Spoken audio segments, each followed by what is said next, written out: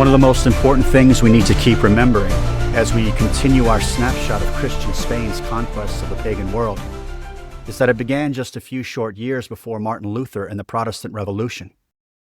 The spirit of Antichrist was alive and well throughout Europe long before 1517, and it is in this spiritual climate that the Isabels and Columbuses of history lived.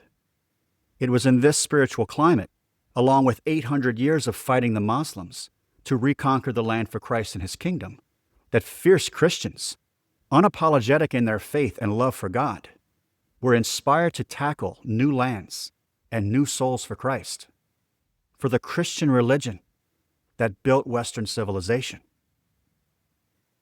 Let that land a bit. Let that sink in. Seriously consider context here. Leave behind the sanitized version of history you've probably learned, and remember how militant one had to have been to even physically survive the centuries-long onslaughts to Christianity they were experiencing. This wasn't just a lifetime of fight. It was a bloodline nearly a millennia old. Once you settle yourself into the reality of history and what real people pumping real blood were going through, you can then come to a more logical conclusion as to what was actually going on in the late 15th century and into the 16th. It can boggle the mind to consider happenings occurring on different sides of the earth at the same moment in time, seemingly completely disconnected from each other, that would eventually collide in a most satisfying pivot point that only God could have written, and only those behind the history textbook companies could ignore. But that is exactly what we find in the year 1487, the focus of today's lesson. It was the exact same year Ferdinand and Isabella were building a Christian nation in Spain, that a world away in Mexico, the Aztecs were slaughtering thousands in a single week, cutting the hearts out of men, women, and children to feed their gods. 2 worlds, 2 rulers, 2 altars. 1 sacrifice to Christ, 1 sacrifice to demons. And what does history want us to believe? That the demons were the noble ones, wholly innocent in the face of those colonizing, racist Europeans. In Spain, the air was thick with purpose. The Reconquista was ending. Centuries of Moorish domination were giving way to the renewal of a Christian kingdom. Ferdinand of Aragon and Isabel of Castile were not mere monarchs. They were reformers of souls, stewards of a civilization founded on the cross. I'm going to read from a book called Our Lady of Guadalupe and the Conquest of Darkness by Warren H. Carroll. There are words I simply cannot pronounce in here, and so I will do my best to make it clear when that happens, but I likely won't even try to pronounce them. Page 12. Across that portion of the ocean sea, now called the Atlantic, in 1487, the year of the ghastly mass sacrifice to dedicate the temple of blank, in Cactus Rock, upon a dry and rocky peninsula jutting out like a mailed fist from the body of Christian Europe, dwelt a people more than a world apart from the domain of the hummingbird wizard. While the lords and common people of the Aztec Empire were rigorously conditioned to think and act collectively rather than individually, their counterparts in Spain were exactly the opposite, individualist to the core. They freely yielded political obedience only to their king and queen, and then only if their traditional rights were respected. But almost all of them obeyed the church, for they were a Christian and a Catholic people, whose Lord Jesus Christ had himself been a victim of the dark powers which ruled Tlaxcala's Mexico. While the men of the Aztec Empire were held in thrall by fear and horror, the Spaniards of this era were probably the most fearless nation history has ever known. For more than 770 years, they had been locked in mortal combat with a relentless enemy, militant Islam, for the reconquest of their beloved country. With that heritage, now close to final triumph in that immense struggle, they had the best fighting men on earth. For half a millennium, towered Cordoba had been the Muslim capital of Spain. It was a Christian city now, reconquered by King Saint Ferdinand, San Fernando, and in that city, in the spring of the Year of Horror in Mexico, 1487, reinforcements for the latest Christian army of reconquest were mustering. The main army under King Ferdinand the Catholic of Aragon was caught between two Muslim forces. Queen Isabella the Catholic of Castile, the wife of Ferdinand, had called up the reinforcements, every man able to bear arms in all Andalusia, in the south of Spain, up to the age of 70. She marshaled those who responded herself.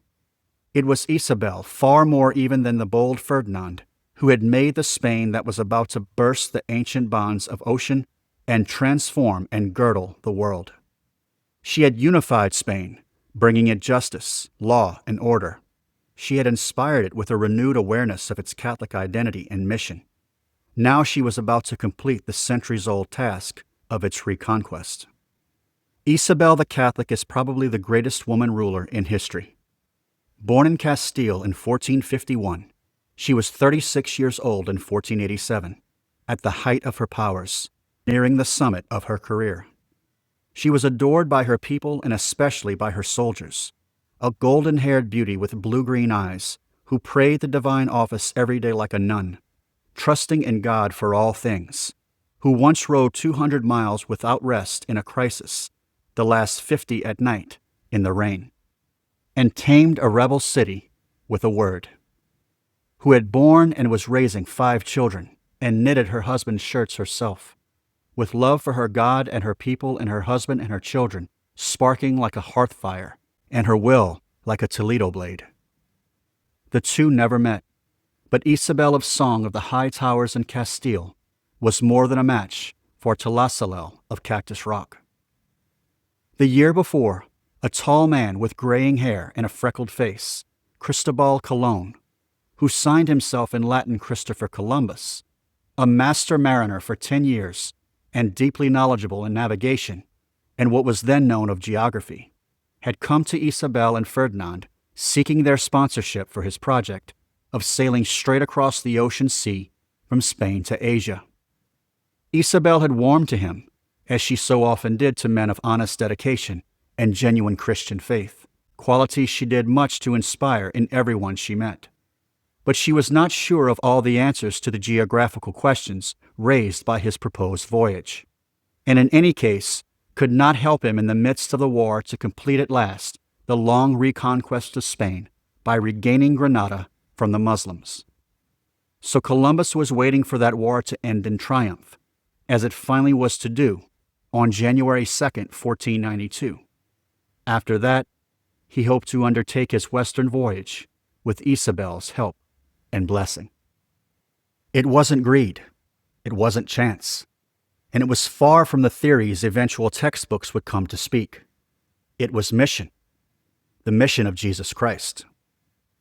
And I'll say it again, the term Christian didn't mean what it has come to mean today, in all its 50,000 squabbling denominations, where if you don't like what Pastor Bob has to say, you can always cross the street to go to get your ears tickled by a different Jesus over there. No, Christian meant something wholly different before the Protestant Revolution, just a few years later in 1517. And unless we can come to grips with that truth, none of this will make sense, and we will forever stay muddled in a most insidious and soul-damning memory hole. Columbus came not as a merchant of spices or hoarder of gold for their own sake, but equipped with the necessary priests and missionaries as a converter of souls. And when Ferdinand and Isabella finally gave him their blessing, they did so with the same conviction that guided every crusader who ever left Europe's shores: go and make disciples of all nations. But what awaited him went well beyond a miscalculation of the earth's land. Across the ocean was not the paradise of noble savages modern historians paint for impressionable modern minds. What awaited him was an empire of blood, an empire of Antichrist, the same spirit that had entered those who tortured and crucified his Lord and Savior 1,500 years earlier. Across the Atlantic, in the land of Mexico, Another empire, wholly unlike the Christian Spanish, reigned. Its heart was a city called Tenochtitlán, or Cactus Rock, which would one day become Mexico City. Remember, the year was 1487, 6 years before Columbus to America, and just 30 years before Luther and the Revolution that would officially disfigure everything.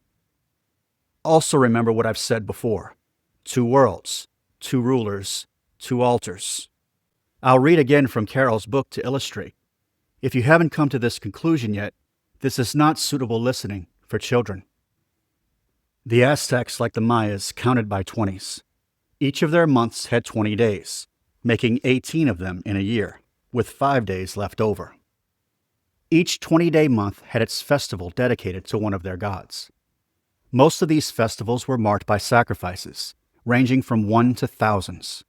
The sacrifices were of people, usually adult men, but fairly often children as well. Every Aztec city and large town had a central square, from which a high pyramidal temple rose, and 4 gates opening upon 4 roads approaching the town in straight lines extending at least 5 miles, each ending at one side of the temple pyramid. On each side of the temple pyramid was a steep stairway to its top. The whole structure was skillfully tapered inward, suggesting even greater height than the 90 to 100 feet that was common.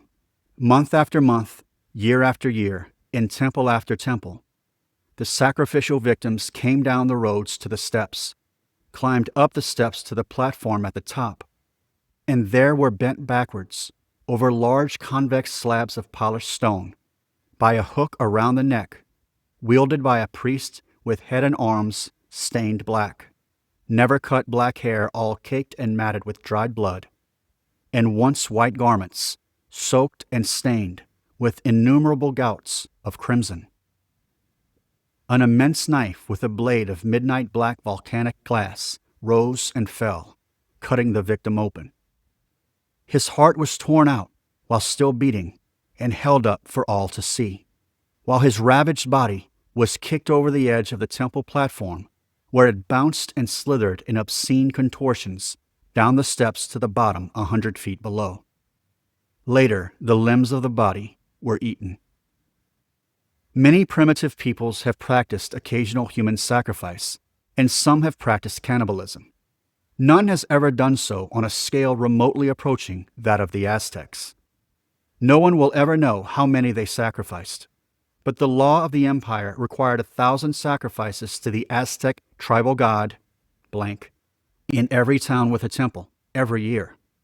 And there were 371 subject towns in the Aztec Empire, though not all of them had full-scale temples. There were many other sacrifices as well. The total number was at least 50,000 a year, probably much more. The early Mexican historian, blank, estimated that 1 out of every 5 children in Mexico was sacrificed. It is known that entire tribes, numbering in the tens of thousands, were on several occasions exterminated by sacrifice. The 2 chief gods of the Aztec pantheon, to which most of the sacrifices were made, were the Aztecs' own god, blank, the hummingbird of Mexico, and blank, the smoking mirror, lord of the dark, god of phantoms and monsters, demiurge of creation, he who is at the shoulder as the tempter. An almost universal symbol in Mexican religion was the serpent. Sacrifices were heralded by the prolonged beating of an immense drum made of the skins of huge snakes, which could be heard 2 miles away. Nowhere else in human history has Satan so formalized and institutionalized his worship, with so many of his own actual titles and symbols. There was a human creator of this nightmare as well, a man who long remained in history's shadows, only recently emerging in his full stature from continuing research on the Aztecs, one of the most terrifying figures ever to stalk among men, blank. The native analyst, blank, summarized his career as follows. There were many great kings who inspired fear far and wide, but the one who was the most courageous, the most illustrious in the state, was the great captain, the great warrior, blank.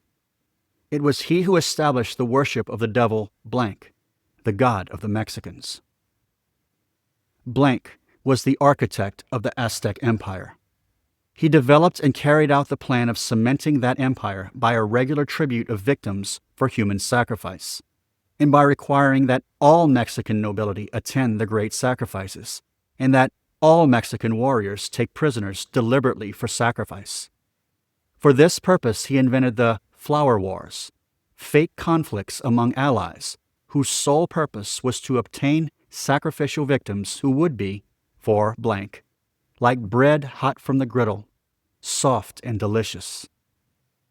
Blanc's answer to every military reverse and natural calamity, there was a series of climatic disasters from 1451 to 1454, was greatly to increase the number of sacrificial victims.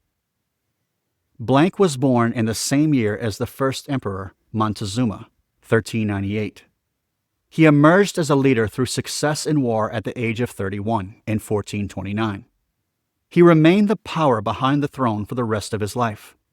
Passed over for emperor in 1440 in favor of Montezuma I in a last spasm of resistance to his developing policy of rule by mass human sacrifice, though Montezuma supported it as well. Blanc picked the next 3 emperors while declining the throne himself because, as he said, "I am already king."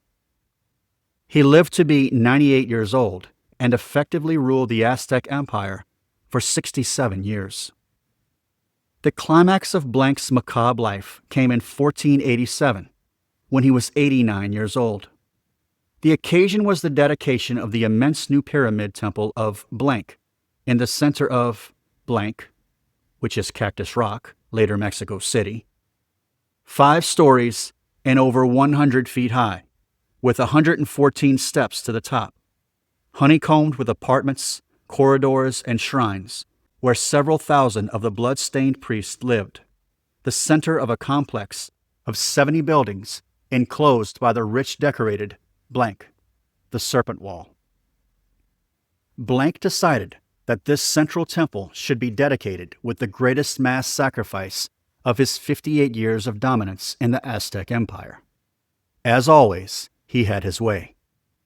In R.C. Patton's memorable description, quote, "Well before daybreak of the opening day, legionnaires prepared the victims, who were put in close single file down the steps of the Great Pyramid, through the city, out over the causeways, and as far as the eye could see.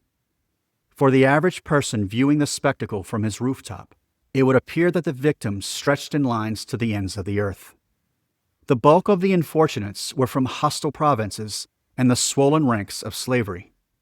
On the pyramid's summit 4 slabs had been set up, one at the head of each staircase, for Blanc and the 3 kings of the Triple Alliance, all of whom were to begin the affair as sacrificial priests.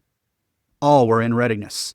The lines of victims were strung out for miles, with great reservoirs at their ends, thousands of trapped humans milling about like cattle, awaiting their turn in the line that was about to move. Suddenly, the brilliantly arrayed kings appeared on the platform, and silence fell over the city. Together they approached Blanc's chapel and made reverent obeisance. As they turned to join their aides at the 4 slabs, great snakeskin drums began to throb, announcing that the lines could now begin to move." End quote. Relays of priests dispatched the victims. As each group tired, others of the thousands who were to live below in the new temple stepped forward to relieve them and keep up the pace. Years of practice had given them a skill and speed almost incredible. Reliable evidence indicates that it took only 15 seconds to kill each victim. Blood and bodies cascaded in an endless stream down the temple steps. Hearts were assembled in piles and skulls in racks. It went on for 4 days and 4 nights. More than 80,000 men were killed. Blanc had commanded all the high nobility of Mexico to be present, watching from scented, rose-covered boxes. But eventually, the bonds of custom and even of fear were burst by overwhelming horror, and most of the spectators fled, along with many of the people of the city. Even those who could hide from the sight of what was happening were unable any longer to endure the stench. But blank, at 89, remained to the very end, watching the victims killed at 15 seconds per man, until the last of the 80,000 had their hearts torn out before his devouring eyes. It would be a hardy soul who would undertake to make a catalog of all the horrors of history, and try to make many comparisons among them. But still, no scene after the Passion of Christ would seem to have quite so good a claim to be the worst of all as this one in Mexico City in the year 1487. Whether exaggerated or differing in details across different books, the scale of horror defies comprehension. The Aztec Empire was built on human sacrifice the way Rome was built on law, the way the Church was built on the blood of martyrs. It was not a superstition on the margins. It was the center of their cosmos. They believed the sun itself would die unless men fed it blood. The very rhythm of their civilization depended on the ritual murder of the innocent, not very dissimilar to the deicide committed in 33 AD, another ritualistic murder of an innocent. Spain and the Aztec Empire. Two worlds, two altars, one offering bread and wine transformed into the body and blood of Christ, the other offering living hearts and living blood to demons. Modern historians may prefer to romanticize this, calling it cultural expression, or worse, a religion on equal footing with Christianity. In fact, the modernist penchant for defending such atrocity should tell us something about whom they side with when it comes to Christ and Christ's executioners. Think about that. Think about what the modernist believes, what he really, really believes deep inside. Now, this may be a little strange to consider, but consider it nonetheless. Those people hoping for whatever saving grace might be available from whatever saving agent up there in the sky somewhere were, if you fold your mind just a bit, heard in a very real way by God Almighty, the same God of Isabel and Columbus. Within that empire of death, the same death that claimed God's own Son, there were cries for deliverance, not very much unlike the cries that were welling up from the Israelite people in the decades before Christ's coming. And as a bit of foreshadowing, a bit of a tease, it was Mary who would play a pivotal role in both heavenly responses. The Aztec dominion was not a unified nation, but a collection of conquered peoples, peoples so multiple in number that, again, I can't pronounce many of them. They actually resented the heavy yoke of their overlords. They were taxed in gold and tribute, but the cruelest levy was human life. Every year, villages saw their sons and daughters taken away to feed the gods of their conquerors.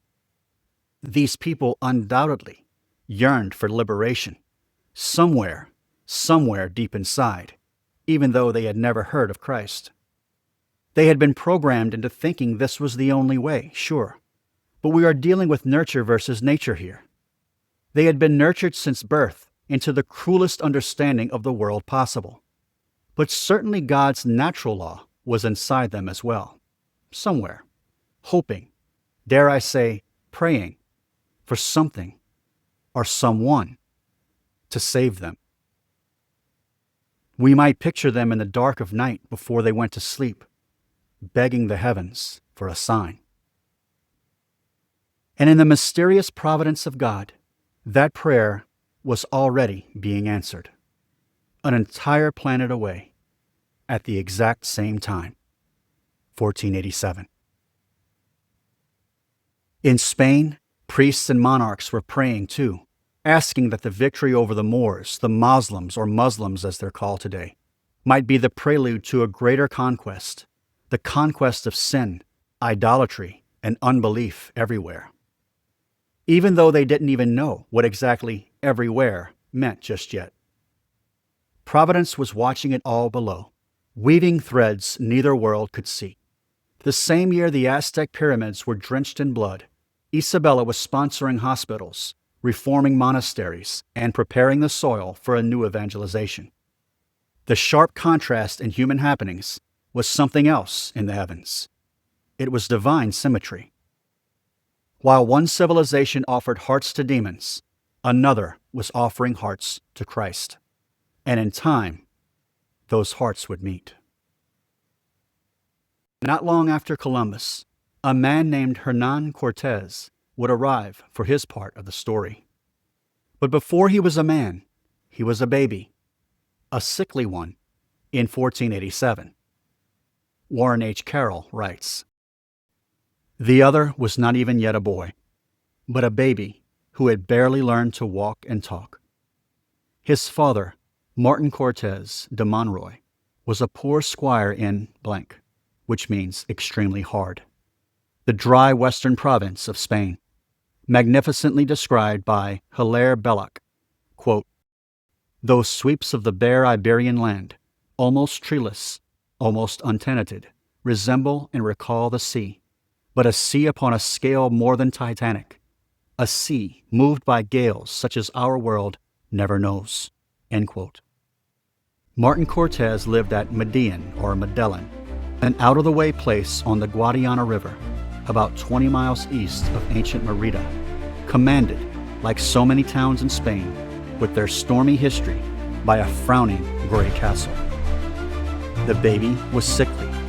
The family chose St. Peter for his special patron, praying often to the Prince of the Apostles and the Rock of the Church to ask his intercession for the child, as he himself did also when he grew old enough to understand.